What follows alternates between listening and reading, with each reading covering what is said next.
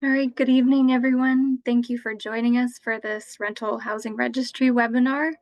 The webinar will be recorded and posted to the Rental Registry webpage, so if you do need to leave early, you can find a recording of that later. I'm just seeing folks trickle in, so I'm just gonna introduce the panelists for now. So my name is Krista Lenson. I work in the housing program here at the City of Olympia. I also want to introduce Sarah Williams, who's the city's new rental registry manager, Darian Lightfoot, who's the director of housing and homeless response, and Woody Schaffler, who is with community planning and development, and he'll be showing us how to use the registry portal later on in the presentation. I did want to note that we'll have some time for Q&A at the end, and so if you can hold your questions, that's great.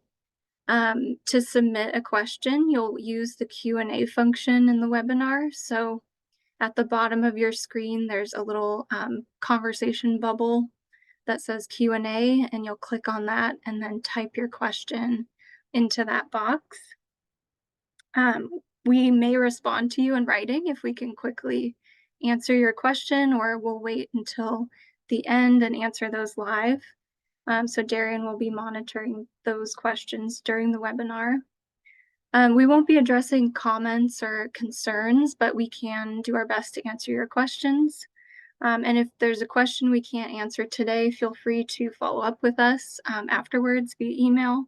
And we can also send some responses out to the registered attendees tonight via email. And I can also make this PowerPoint available via email to everybody who's registered tonight.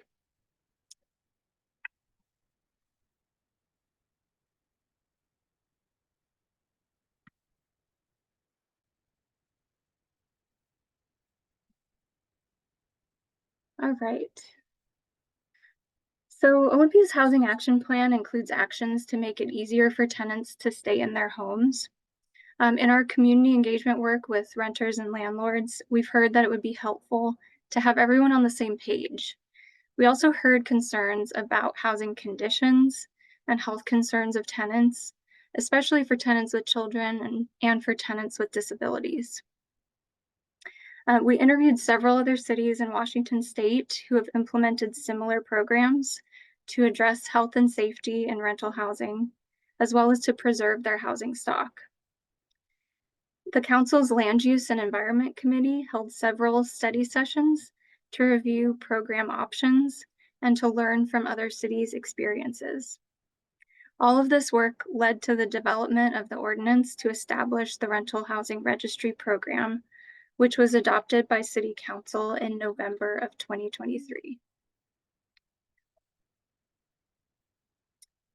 So today we'll go over the Rental Registry Licensing and Inspection Program that was adopted in November of 2023.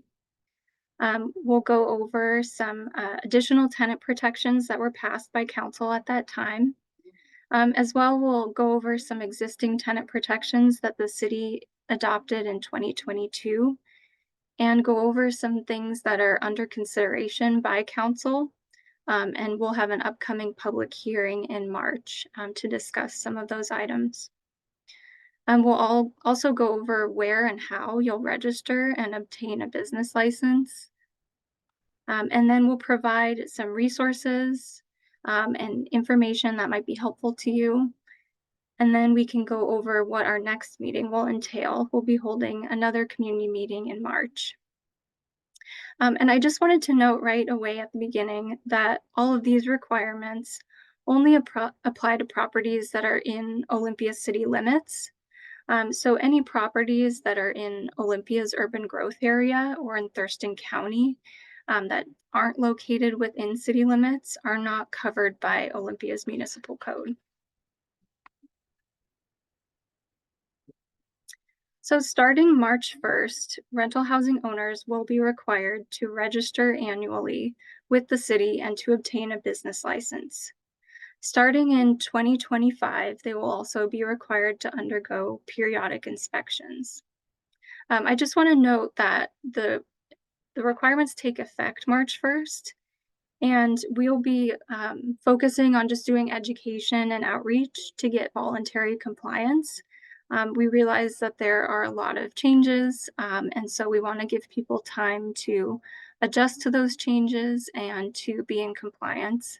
And we'll be providing time basically before any enforcement of the registry or licensing requirements take place. So I wanted to note also there are some properties that are exempt from the requirements of this program. So those include owner-occupied manufactured homes, short-term or vacation rentals, which require a separate permit from the City of Olympia, transitional housing, group homes, assisted living, or other living arrangements that aren't covered by the Washington State Residential Landlord-Tenant Act, and owner-occupied room rentals, so someone who is renting out rooms in the home where they live.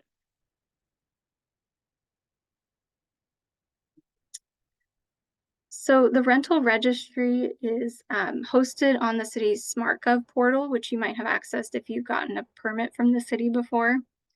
So property owners will register each of their individual properties with the city through that portal and will pay a $35 per unit registration fee annually. Affordable housing providers who offer housing to low-income households may request a waiver for that cost. Property owners who only have one rental unit and live on site, so that could include an ADU or a duplex, are required to register annually, but they are not required to obtain a business license or undergo inspections. The only caveat is if code violations are found in that ADU or duplex, the city may require future inspections. So as this program gets up and running, the city's open to hearing about feedback regarding resources or information that folks would find helpful. And we'll do our best to be responsive to those needs and requests. So part of the city's intention with creating this registry is to be able to share information and build resources that are helpful for both landlords and tenants. And I want to note that in order to register, property owners will need to have a business license, and they'll need to provide the UBI from their business license with their registration.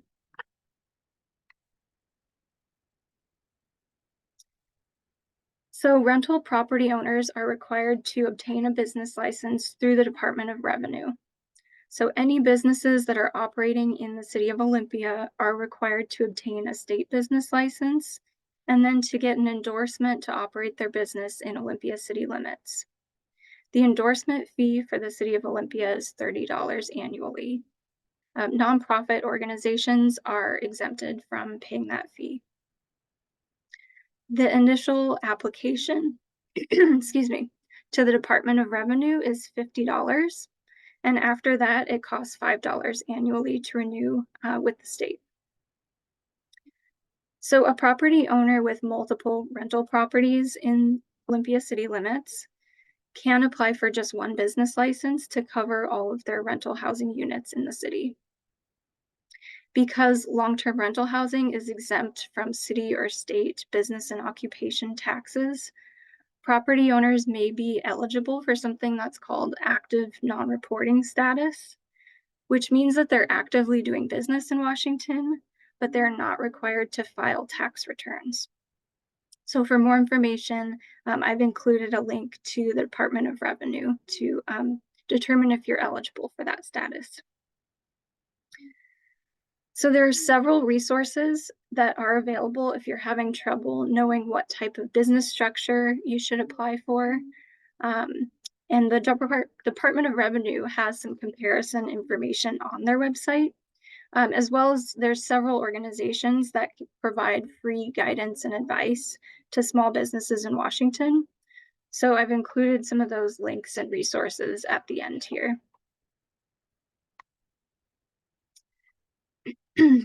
Okay, so as I said before, inspection requirements won't start until 2025. Proactive inspections are intended to establish reasonable baselines for rental properties to ensure health, safety, and minimum energy efficiency. Many other cities in Washington and nationwide have implemented these programs to mitigate issues that are unreported by tenants, to create standards to protect life safety, and to preserve their housing stock. Properties will be required to complete an inspection once every 5 years. Property owners will be notified of the year that their inspection is due, and then they will have a full year to complete that inspection. So a property owner could have their first inspection anytime during that 5-year cycle. It could be 2025 through 2029. New construction will not be required to complete an inspection for their first 10 years of occupancy. Affordable housing units that are already required to complete inspections as a requirement from HUD can submit an alternate inspection report.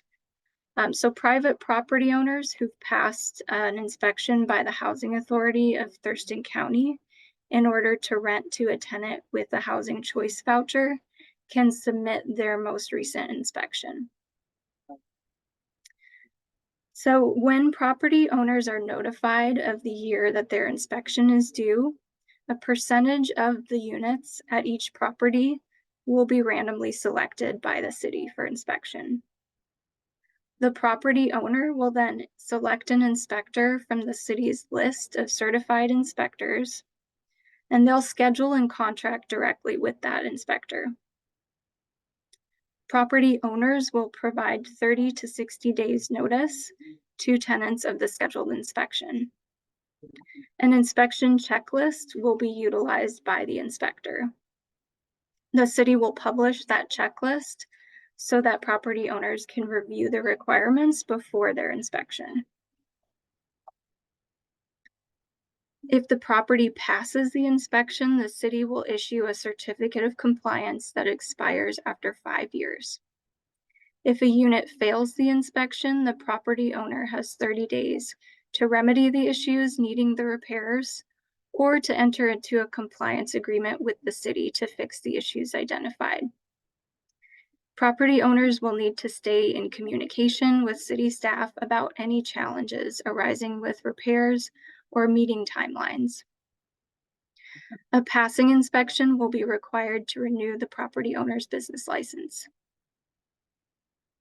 So staff will provide resources and connections with information, funding, and other programs as they become available. There's a limited amount of city funding through our community development block grant that's available to help property owners who rent to low-income tenants to make repairs or updates. Staff will seek out and provide any information about other grant opportunities that become available.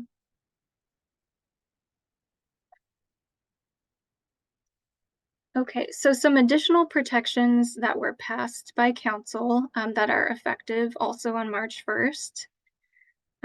Landlords are prohibited from passing on the charges to comply with the registration, license, and inspection program requirements to their tenants. Landlords may not increase rents if the unit is uninhabitable, if the unit doesn't pass the inspection, or if the landlord doesn't complete the inspection requirement.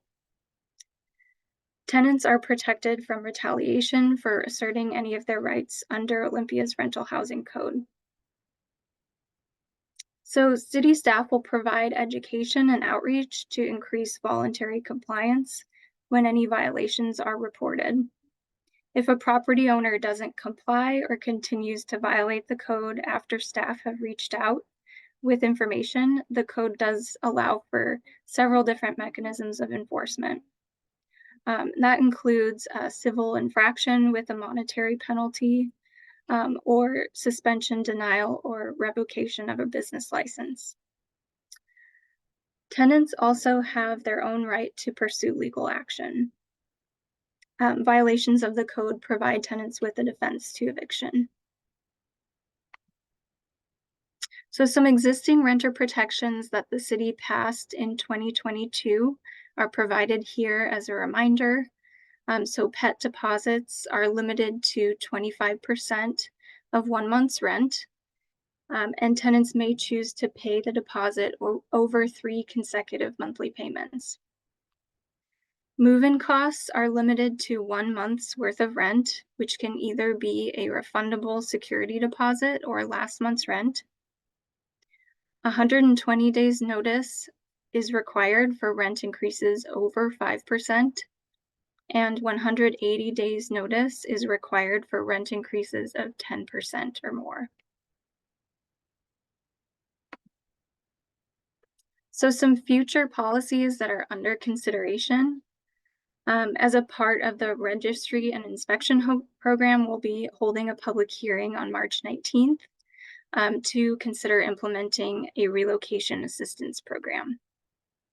So tenant relocation assistance will be required if a property is condemned or deemed uninhabitable, which is already required under state landlord-tenant law, but the city is looking at the option of paying the relocation assistance forward if the landlord doesn't do so within the first 7 days of that condemnation notice, and then asking the city to be repaid by the landlord. So tenant relocation assistance could also be required if a property requires a substantial rehabilitation, which would displace the existing tenants, or if a property is going to be demolished, or if it's converted to a non-residential use. And in this situation, it would only apply to low-income tenants. And here that means tenants who are earning less than 50% of area median income. Also in this circumstance, the cost would be shared 50-50 by the city and the landlord. And the last type of relocation assistance, which has been passed in a few other cities in Washington, would require relocation assistance if the landlord increases rent by more than 5%. So council at that public hearing will also consider a new provision that would allow tenants to break their lease early if they receive a rent increase over 5% and they find another housing situation before that increase takes effect. We've heard about some excessive fees from tenants and tenant advocates, such as garbage valet services, lease renewal fees, annual admin fees, legal notice fees to post a notice on a tenant's door, and other types of fees. So we're looking at ways that we might consider what fees would be allowable and what fees would not be allowable. We've also heard from some tenants during hot weather events that their landlord does not permit them to install cooling devices like air conditioning units. And given our climate crisis at this point and people's health needs and hot weather, there should be allowable provisions for tenants to install AC units in their rental housing units. And then finally, the city will look at what options we have for considering tenant screening limitations, such as income to rent ratios, credit history, and criminal history. Okay, so now I'm going to pass it over to Woody, who is going to do a demo of the rental registry portal.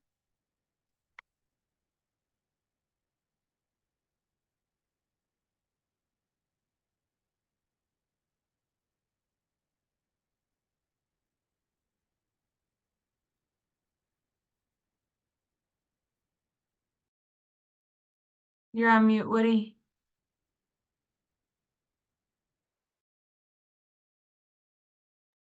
All right, I apologize.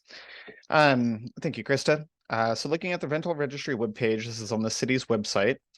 If you navigate to the rental registry page, you're able to find the quick link to the portal just by scrolling down below the email updates and being able to subscribe here. Just a little bit further down, there's a section here for what is required. Rental properties in Olympia will be required to register annually. This register button is a link that will take you to the permit and application portal. So you can click this link and it will redirect you. If you're having trouble navigating to the rental registry page, you can also navigate to services, and then under the services header, there's building permits and land use review, and just below that, an online permit portal link. Either one of those links will redirect you to the City of Olympia public portal page. You'll see that this is the training environment since we're just walking through a test application. But other than the banner at the top, the production portal for submitting applications will look the same. For those of you who do not have a portal account because you haven't applied for permitting or neighborhood applications in the past or code enforcement cases, you'll see a sign up or login option in the upper right-hand corner. There's also a Google language select too, so if you need to translate the page, you can do a quick language selection there. If this is your first time logging in, you will have to create an account in order to submit an application. The sign up is fairly quick. If you click the sign up button, it's going to prompt you for an email address, a password, and if we go ahead and do a test there.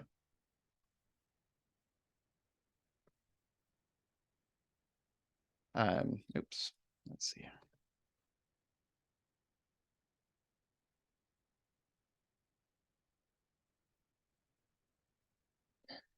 On the second page, looking at contact information, the registration is just going to take some basic information to create your portal account. So first name, last name, if you want to create a display name, address, city, state, zip, phone, and then the phone type.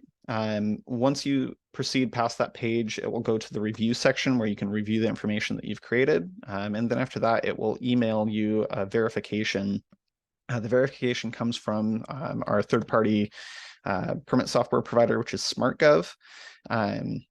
When you get that email verification, which periodically does end up in people's email spam folders or junk folder. So pay attention that when that email goes through, that it hasn't ended up in your junk folder. From there, once you've verified your account, you're up and running and ready to log in and submit an application.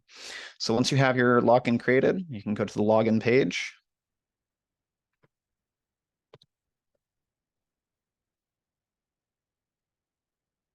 And once you've logged in, you'll see three options on the main page here. And there's the My Portal section to submit applications, review permits, make payment. If you're doing permit applications, that's where you would go for inspections.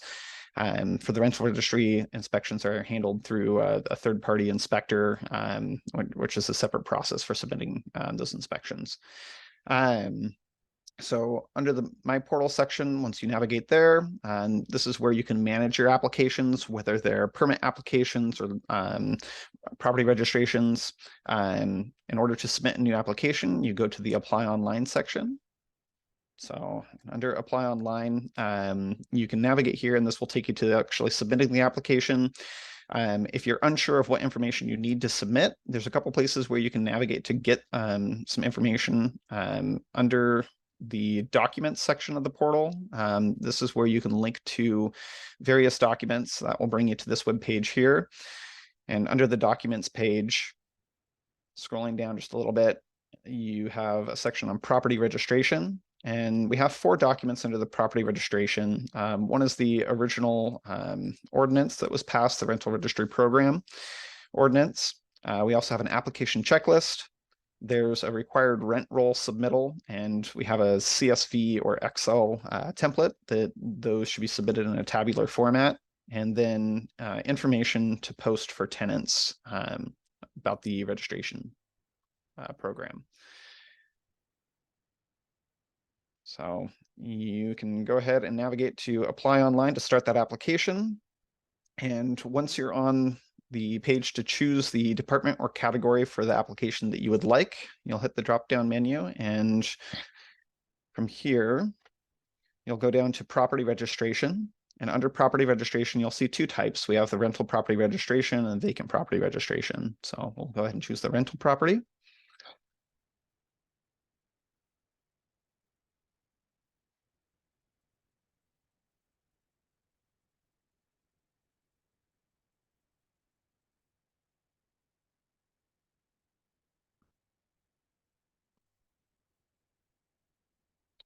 apologize. For some reason, I'm not seeing a button here to proceed.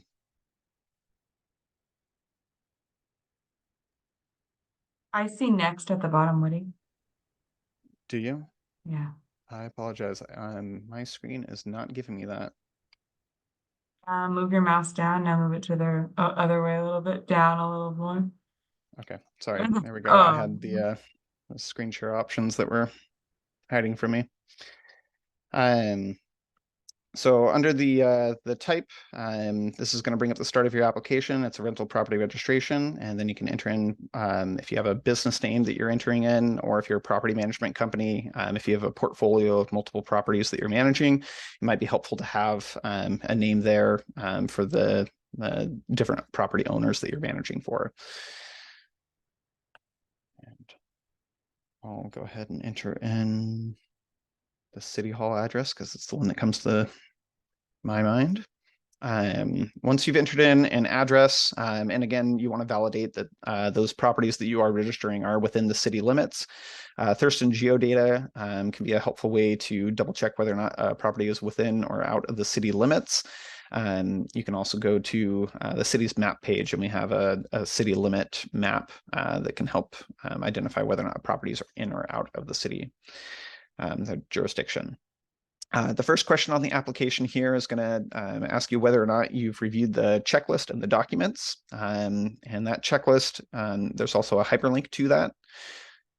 This document here is going to, let's see here, pull up this right here. This is the rental registry checklist that walks through who's required to register, what you should know before you start your registration.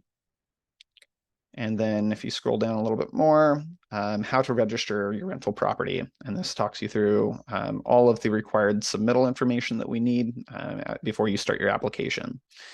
So as well as coming down here, the required submittal documents. So you are required to submit a rent roll. And again, that's the tabular document that is intended to have information about each of the registered units that you're applying for, some basic information about the unit size and square footage and rent for that unit. That rental document for the rent roll should be uploaded within 48 hours. Failure to upload that document means that we can't review the applications, and your application may be canceled after a 48-hour period.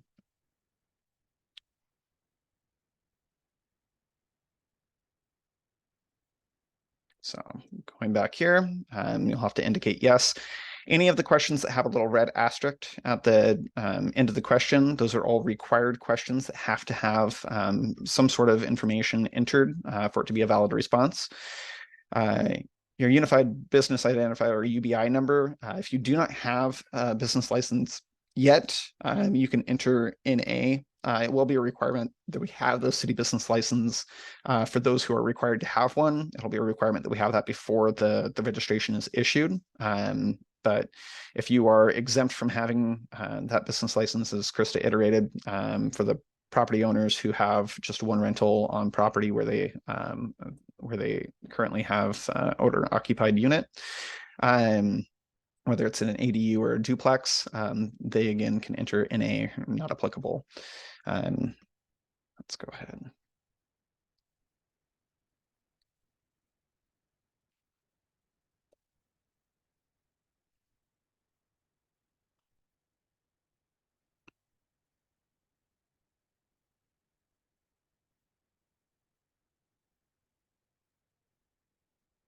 So filling out the owner information, it's going to ask for property information. Again, if you're a property management company or you manage a couple different properties, you can enter the property name.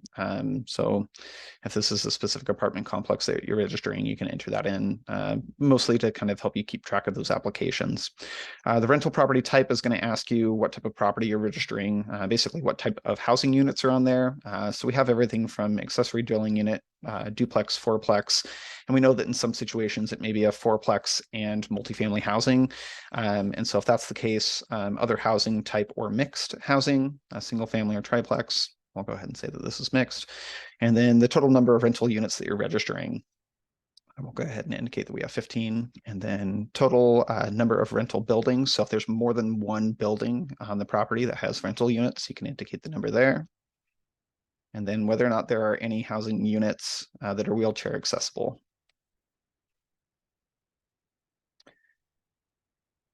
Down here under affordable housing, this is looking at whether or not the property qualifies for a fee exemption. So does the property qualify for a fee waiver because it provides affordable housing to low-income households, such as nonprofit organizations, public agencies, or private owners who receive tax credits? So if yes, you can indicate that. If you are indicating that you believe the property qualifies as affordable housing, we do need to have some sort of information, a narrative typed up and submitted that helps provide some information as to why that is, whether it's you have you're a nonprofit or government agency that qualifies, or a public housing that provides low-income housing. So some documentation behind that.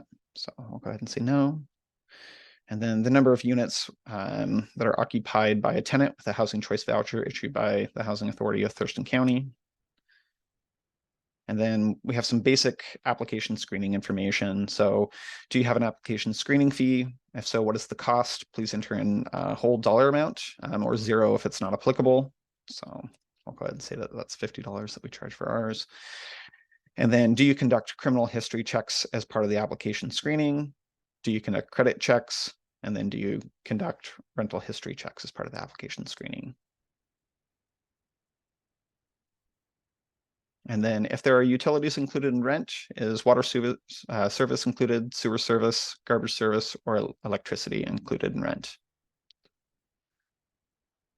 And generally this is intended to kind of summarize all of the units. So if the majority of them include garbage and electricity, then indicate yes. If that's something that the majority don't, then you can indicate no.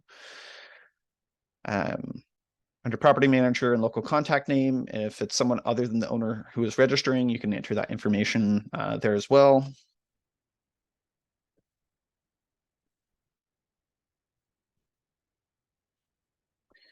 And then if you would like to subscribe to email notifications, we have a MailChimp email registry that will send notices about updates to the program, as well as when renewals are coming to be due. So you can do that through the city's rental registry webpage. And again, Chris will provide a little bit more information about that. Next is providing authentication that all of your answer statements and information being submitted are correct and accurate to the best of your knowledge, and also affirming that you're either the owner or are authorized by the owner to act with respect to this application. And then we have a couple links here to Olympia's rental housing code and the RCW chapter 59.18, affirming that all rental units in the property meet those requirements under those two codes, and that there's no conditions present in the rental units that would endanger or impair the health and safety of a tenant. After that, the last question here is just to take a minute to tell us about the portal application process, or about the rental registry program, if there's information that you'd like to share with the staff that we can improve this process for you. So after that, you can proceed to finishing the application. It's going to give you an opportunity to review all of the information that you've compiled here. And after you hit save and continue, your application is submitted, but we do want to make sure that people are aware we still need the required rent roll to be updated. So it's going to go into a status for pending document review. So make sure that you do the last step here, and that's once you actually apply, you're going to that license. And just below the license, what it's going to show you is, if you scroll down here, there's a couple different tabs here, and you can also scroll down to find it. But under contacts details, you're looking for this submittal section. Under submittals, and again, you can scroll down to find that. There is one required submittal here for all application types, and that is this rent roll. So the rent roll is intended to have a full list of all the dwelling units, the unit area in square feet, number of bathrooms, bedrooms, and then the monthly rate, rent rate. That can be uploaded here, clicking this 0 files tab right here. This is a hyperlink that will take you to a Windows directory. And from here, you can click the middle button here, this kind of teal upload. And that will give you the option to go to a Windows file directory to upload any files that you'd like to pull in. So, and again, we'd like people to use the rent roll template that we have, which again can be linked through the application or through the application checklist. Once you've done that, you can hit begin upload. It processes pretty quickly. You can add in any comments that you'd like to add in there, and then you can close out of it. And you should see that there's a new submittal that has been uploaded. You'll see version 1 and that it's in a pending status. So once our staff have had a time to review that application, it should change to approved. If for some reason that there's some information missing there, staff will contact you letting you know that we need some additional information. So from there, you can return to the license, which is what these will be.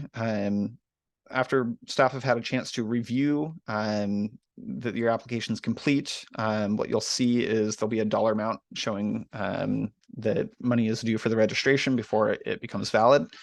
Payment can be made online. So in the event that your application processes and you're ready to make payment, you'll see a Pay Now button, and it will allow you to pay online.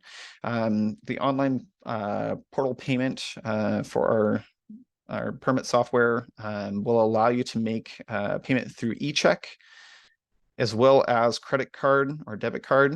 If you need to pay in cash or with a standard check, you can always come into City Hall and make payment at the second floor permitting counter.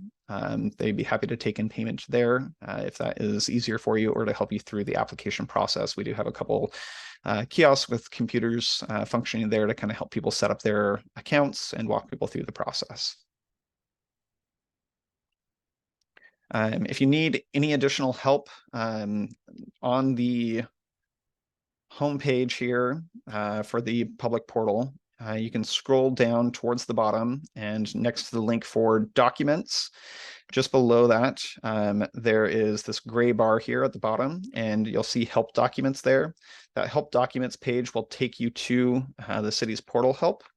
And under the portal help section, just below the section for public portal, you'll see private portal. And this walks users through the process for how to create an account, reset their password, update an email address. They can manage their account, apply for permits or other applications, how to upload submittal documents. So if you're having questions about how to make an upload, that right there might give you some pointers, but you're also welcome to call in and we can walk you through the process. Payments, there's a link there for how to make payments online, and the other portions of the process for doing inspections. You won't go through the same process as doing permit inspections. So please disregard the request and schedule inspections portion for the rental registry. That is going to happen through third-party inspectors, which I think Chris is going to talk a little bit more about that here at some point. So I'll go ahead and release it back to Krista. All right. Thank you, Woody. So I'm going to just share, unfortunately, we don't have the cool demo with the Department of Revenue that Woody could provide, since that's the registry is our internal system, and we don't have access to Department of Revenue's internal system to do a test environment. But I did just want to show kind of where you can find some of these links. So on the city's website, we have a rental registry webpage. And if you scroll down on this page, you'll see a place where you can subscribe to get email updates or reminders. So if you are interested in just keeping up with the program, there is, like Woody mentioned, there is a box on the registry where you can opt in and provide consent for the registry emails. And if you are, you can also do this right away if you want to get updates on our website here. So you just enter your email address and click subscribe. Due to privacy laws, the city is not allowed to just automatically subscribe you. So you would just need to opt into that if you are on this page. And then the links down here will be helpful.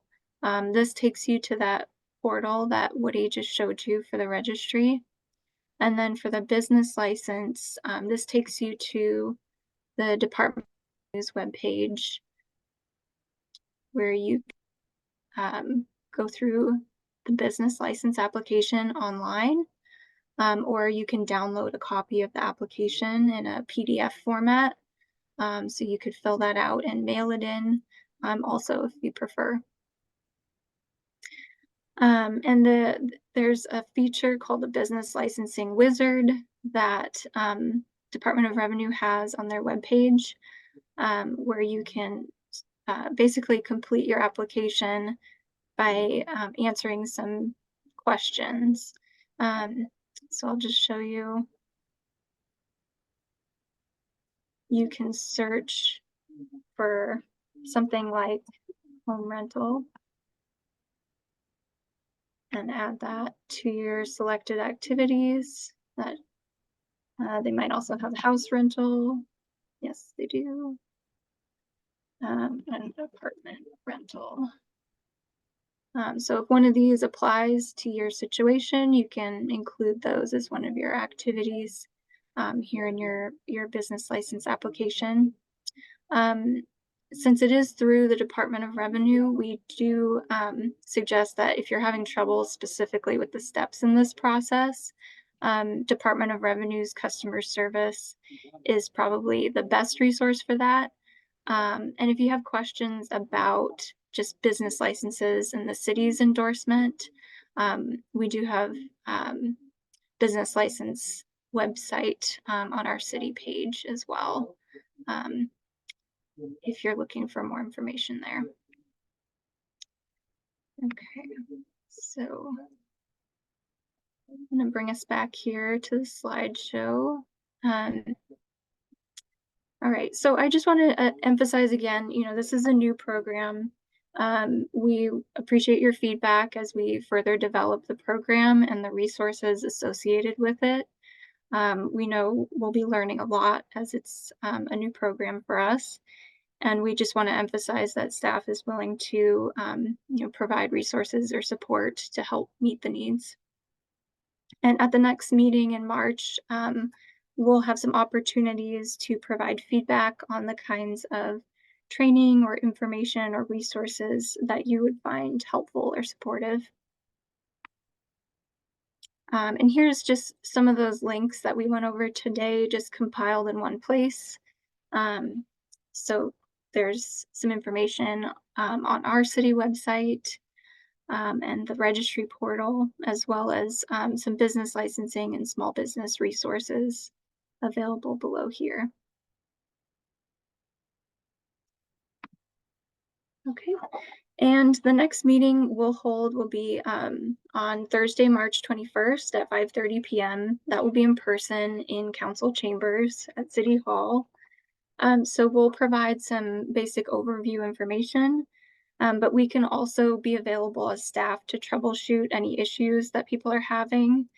We can help you registered on the spot.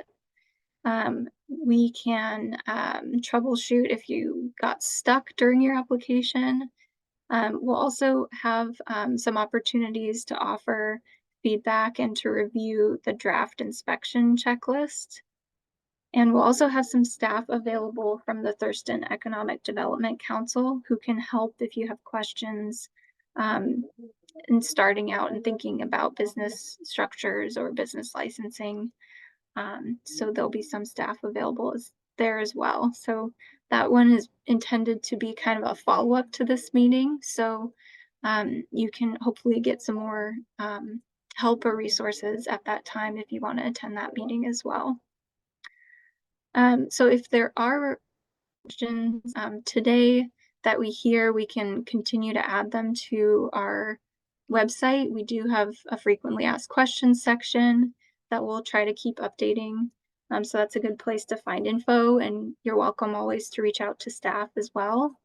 But I think we have some questions that I tried to type some answers, but we have some questions to get to in the Q&A as well.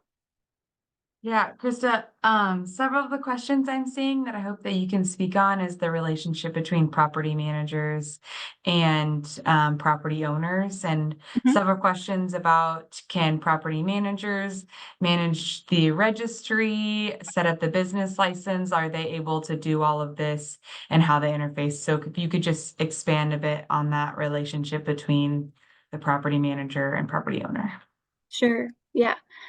So the way the ordinance is written, each and every person who is making that rental unit available is supposed to have a business license. So the owner of the property, as well as the property management company, if you are a property owner who is out of state, or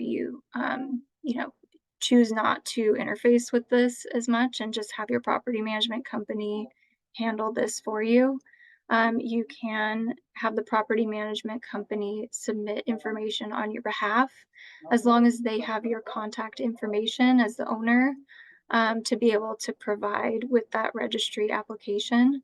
So if you choose, you could have them do the registry for you.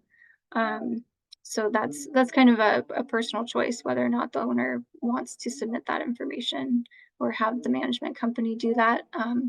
Like if they are more familiar with the rents that are being charged and the screening, or you just ask them to provide that information to you as the owner. That would be kind of a personal choice if you wanted to do that.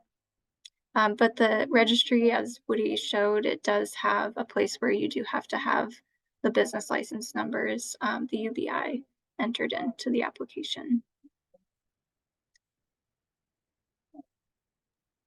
Right, thank you. It just ask here what a rent roll is. And I know Mhm. you explained that a little bit, but if you could just say in layman's terms what rent roll means. Yeah, so some people, if they're an apartment complex, they have like a spreadsheet that has all the unit numbers and the rents for those units. If you just have one property, you would just put the address and then the rent, and like whether it's 2 bedroom, 1 bath, or what size of unit it is. So basically, it's just a way for us to see kind of a snapshot in time of what rents are being charged, and for us to be able to look at that, um, across the city, and what average rents are being charged. Great, thanks. Another question is, I do rent my place low income and affordable for units for Mhm. tenants. How can I verify that and access some of the incentives or specifics that you talked about? Yeah, so affordable housing providers are defined pretty specifically in the code language as being like provided by a nonprofit organization, a public housing authority, a private owner who is receiving a tax credit in exchange for providing affordable housing for a certain period of time. So those things are pretty defined in the code as to who qualifies for like the fee waivers and the exemptions. However, we're going to be looking for additional incentives that we can offer to private landlords who are keeping their rents lower. One of the ways that we do that is like through our community development block grant program. We've been able to connect landlords who are renting to low income tenants with our resources, like if they want to install a heat pump or they have repairs that they need to make, um, that we're able to offer funding in order for them to do that. And so staff are going to continue to look for those kinds of opportunities, for us to try to support those landlords who are keeping the rents low for lower income folks.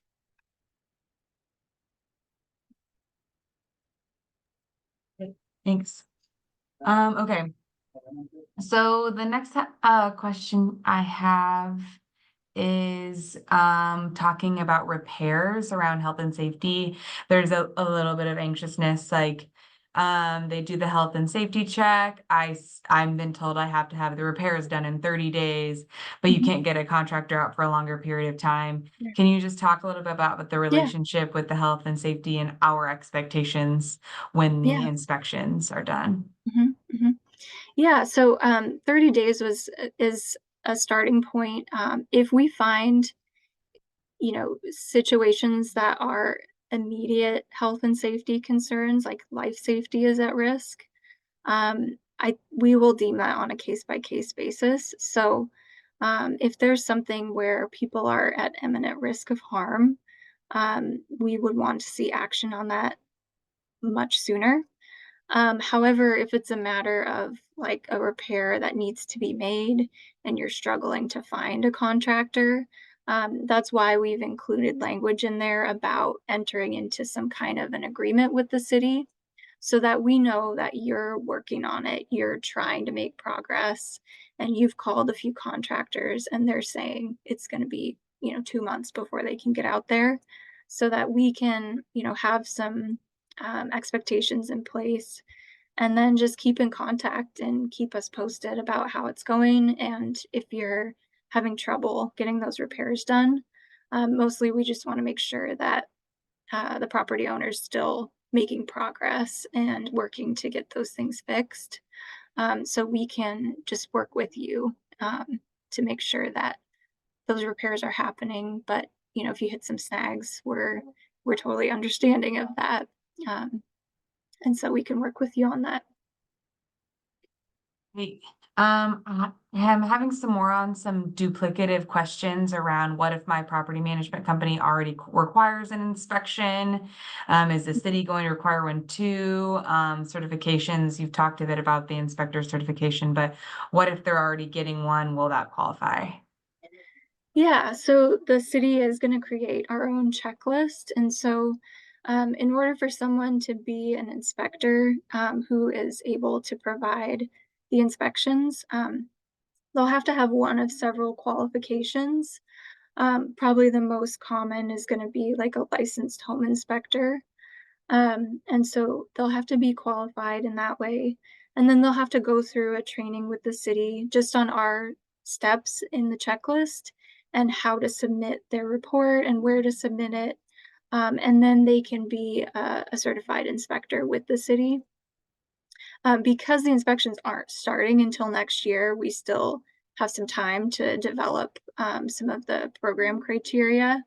And so, something like making sure it's an unbiased third party versus someone who's kind of in-house is something that I think is yet to be determined, whether we would accept that. Um, but the idea is that you have kind of an unbiased person who is taking a look at your property once every 5 years, just to make sure that it is safe and habitable for tenants to live in. Thanks, Krista.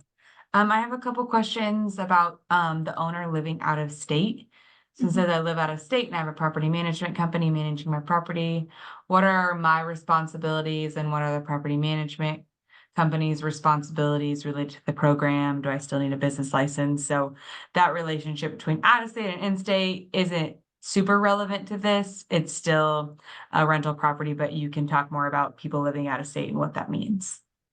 Yeah, so like I said, if somebody, wants to, just get the business license themselves as the property owner and then provide that UBI number to their property management company, the property management company could take care of registering that unit for them.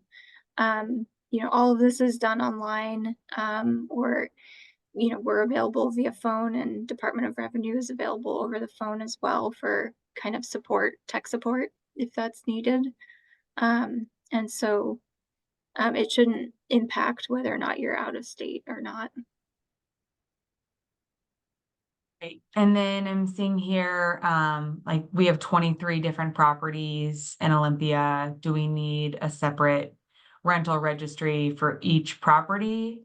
And then, or do we need a separate business license for each property? So being clear, if you have more than one rentals, you can have one business license, but you need to register each Each property property. different in Mhm. the registry. Is that correct? Correct. Yep. This question says, my property is held in a trust. How do I set up an account for a property held in a trust? Mhm. Yeah, so you could set up if you are specifically for the business license, it can be set up through a sole proprietorship if it's just a person. There are different options for you to set up a business license, and it's not necessarily associated with the trust account. So it would be kind of optional whether you want to form a different type of business structure or just put it under your name. Um, so that would be optional for you. This question here is, I only own one single family home in the city.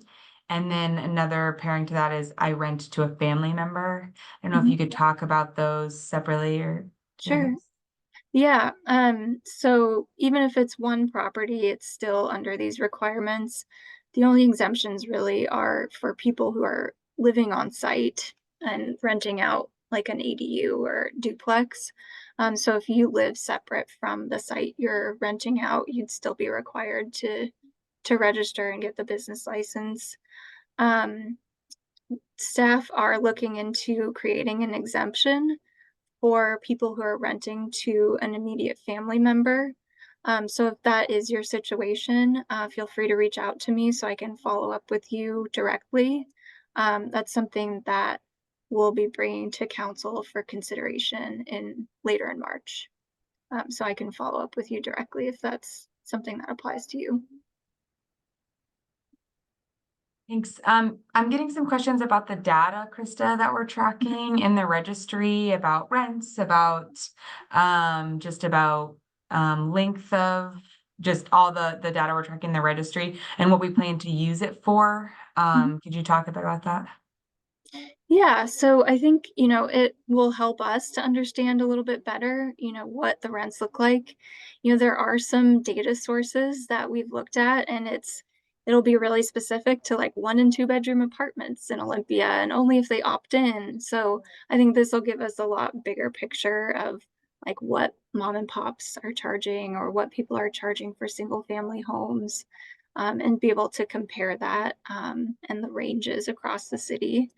And it'll also help us to better target, if we have funding available and if we have programs available for landlords who are keeping their rents below market rate, we'll be able to better identify, who is meeting those kinds of targets. And if we can offer some support of some kind through the city, we can better kind of match those resources. Um, some of the other data that I can see being relevant is like the accessibility of units. That's something that we heard a lot in our outreach with renters, people with disabilities who have a very difficult time finding units that are accessible to them. Um, we as a city are now required in our by state law to plan for housing that is available at all different income levels.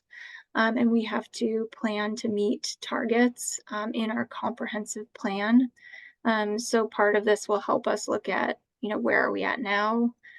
How is that changing over time? And where do we need to be in the future? So, there's definitely a lot that I think we can do with the information, and I think we'll be kind of developing more of our metrics and what we're going to be reporting on to city council and what information that they really want to see coming out of this program.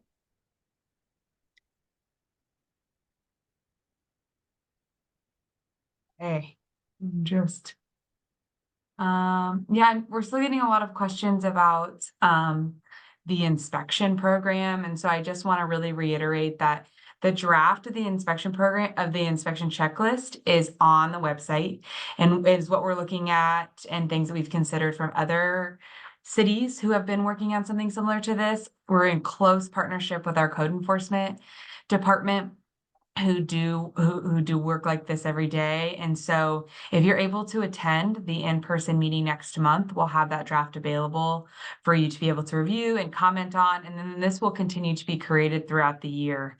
As Krista said, it's not going to go live until January. And so we're hoping to learn from it, work with our code enforcement officers, and then create something that does really address health and safety in the community. And that will go live in January. And great information, and that will be up for people to review and be really aware of for the rest of the year, so you know what's coming. I'm also getting a lot of questions around, like, what if tenants damage the units the day before the inspection? Again, inspection isn't set up to be a gotcha. It's really for health and safety standards. And so if we hear that there was something happened to the unit before the inspection happened, if there was just a circumstance that needed additional support from city staff or from code, we're really prepared to work with you through this. This is for health and safety standards that are used for all of the affordable housing units that receive any of the Department of Housing and Urban Development, any sort of federal funding. This is a checklist that's used and has been used for a long time. So it's not set up as a gotcha. It's set up to standardize and really support renters to make sure we have a health and safe housing stock. So just really want to dispel any of the belief that that's the approach we're trying to take. So hoping that answered some of the questions in here. Krista, are And you I can seeing any more?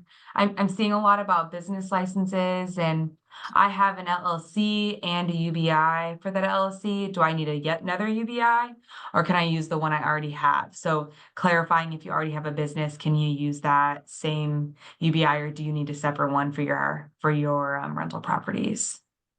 Yeah, so if you do have a business license already associated with renting out properties in Olympia, you wouldn't need a new business license for that. However, if it's like a business license for your bread baking business or something that is completely unrelated to rental housing, you would need to get a business license just for rental activities. But if you already do have a City of Olympia business license that's related to renting out properties, then you're good. You can just use that one.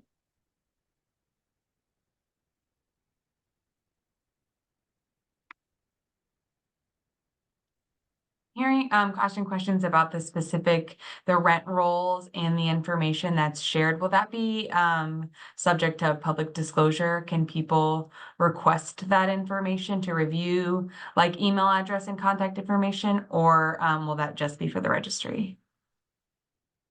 Yeah, so some information will be publicly available, but it will require a public records request.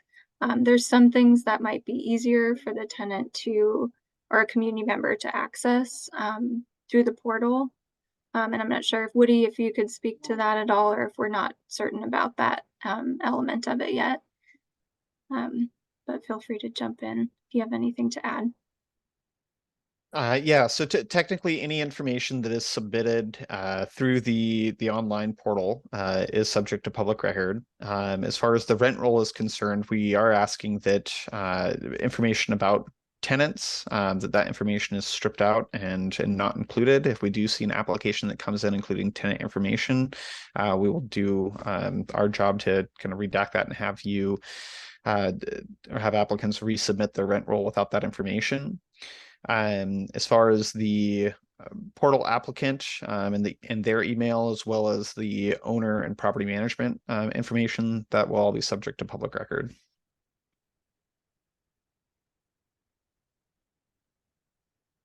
I'm seeing that a person will live in their unit half of the year and rent it out half of the year. Maybe they do seasonal work or through the legislature, that sort of timeline. Do they need to register if they're renting out the unit in sort of a hybrid like that? I believe so. I think our code is pretty clear on that. If you're sharing the housing unit, or if it's like an ADU on the site where you live, feel free to reach out to me and I can follow up with you. But if it's not one of those situations, I think these requirements would still apply.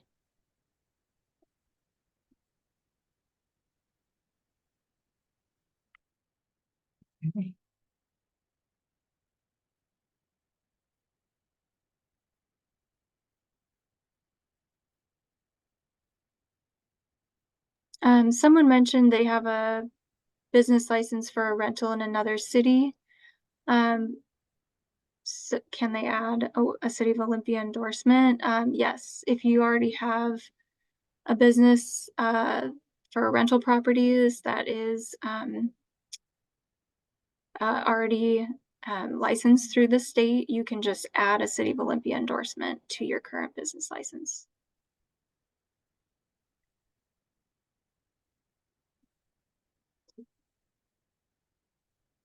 There's someone else who asked about if age of the home will be taken into consideration. So, we will not be holding a 1920s home to the same standards of, the code that properties are required to be built today.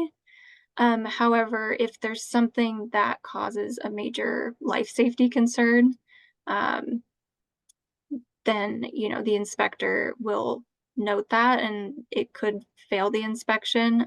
But in general, you're not going to be held to the same code standards as a house that would be built today, if that helps.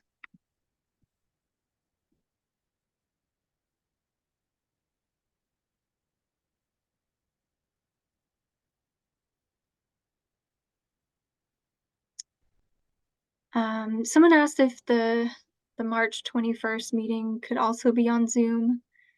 That is something we can look into, whether there would be a hybrid option.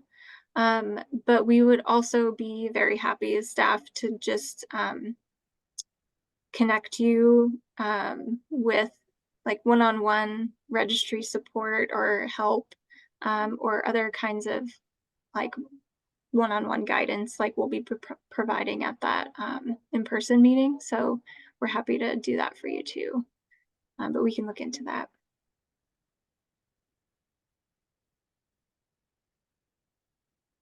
I'm seeing some questions here about enforcement around the registry. We don't have to speak about enforcement about the inspection since we're so far out, but can you just talk a little bit about the registry enforcement for folks, please?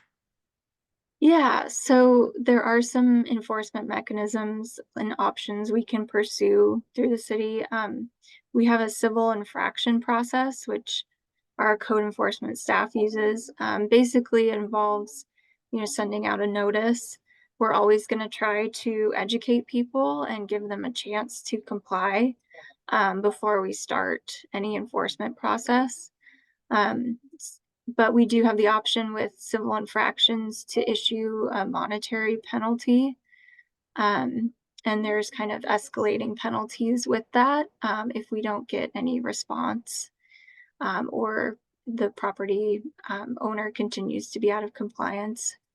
And then we do also have an option to suspend, deny, or revoke someone's business license as well. And like I said, that's our intent is to work with people to, inform them and get them in compliance before we pursue any of those enforcement actions.